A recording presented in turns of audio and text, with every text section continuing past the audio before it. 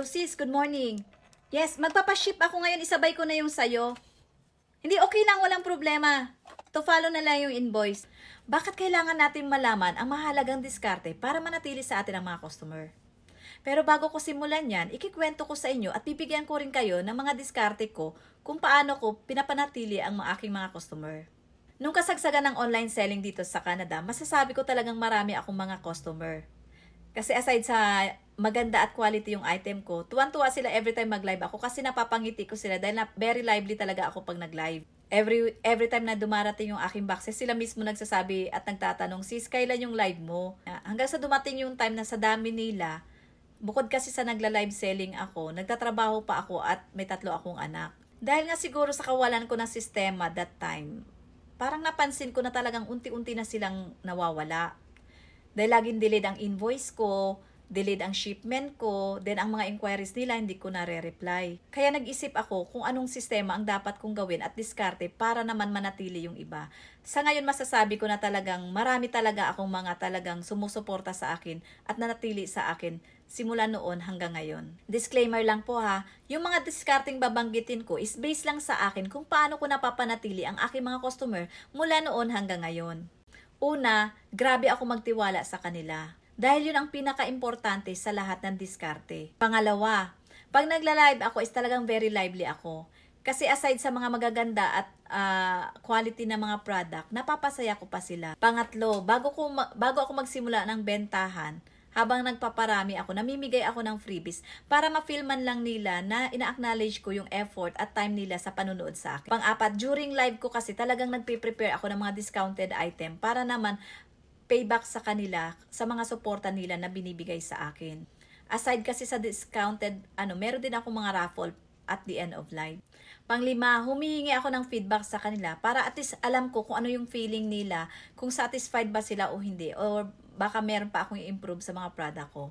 Pang-anim, madali akong kausap, lalo na pagdating sa bayaran. Minsan kasi talagang nag-ship na ako talaga ng mga product na kahit wala pang invoice. Dahil nga ganun na ang tiwala ko sa kanila. Dahil naiintindihan ko naman yung sitwasyon nila na hindi naman all the time is talagang nakafocus lang sila sa mga resibo na pinapadala ko. At minsan naman kasi may mga customer din na may pinagdadaanan financial.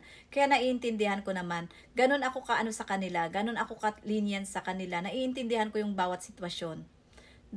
Kaya yun din ang sikreto ko talaga at nananatili sila sa akin. Dumarating pa nga sa time na minsan hindi na ako naniningil sa kanila. Sila na ang naniningil sa akin para sa resibo nila. Pang-7, nagbibigay talaga ako ng privilege sa kanila. Lalo na sa mga talagang matagal na sa akin. Nagbibigay talaga ako kahit papano ng 5% discount on the top of their product. Pang-8, special treatment. Alam ko isa rin to sa bisang diskarte ko para mapanatili ko sila. Minsan kasi dumarating yung time na ini-invite nila ako mag-coffee, so nakikipag-banding ako sa kanila, sa mga invitation nila, pumupunta ako. Minsan kumakain kami sa labas. Kaya nga, ang masasabi ko talagang very effective kasi yung best friend ko ngayon is nakilala ko lang dahil nga sa pagninegosyo. Pang-9, fast shipping. Isa rin to sa magandang diskarte na para manatili sa'yo dahil nga yung momentum nila na ma-receive agad, yung excitement nila. Kaya dapat talaga, mabilis ka rin talaga mag-ship pag sinabi nila. Pang-10, considerate. Kasi hindi lahat kasi ng product is talagang na-check natin. Minsan, naipapadala natin na hindi sila satisfied, may mga defect. Kaya kailangan consider din natin yung feeling nila at saka dapat gawa natin ng solusyon agad kung ano man yung complaint nila, para lalo silang manatili sa atin. Ilan lang yan sa mga diskarte ko para mapanatili ko ang aking customer mula noon hanggang ngayon. Pinaniniwalaan ko, ang pananatili ng mga customer ay susi sa tagumpay ng isang negosyo. Ang kalaban mo lang dito ay ang mga customer na talagang may attitude problem. Kasi kahit gaano kaganda or kalupit ang mga produkto mo, hindi talaga sila nasasatisfied. Wala tayong magagawa yan. Is bahagi talaga kasi yan ng pagninegosyo. Kaya kung magninegosyo ka, dapat alam mo ang mga tamang diskarte para manatili sa'yo ang iyong customer.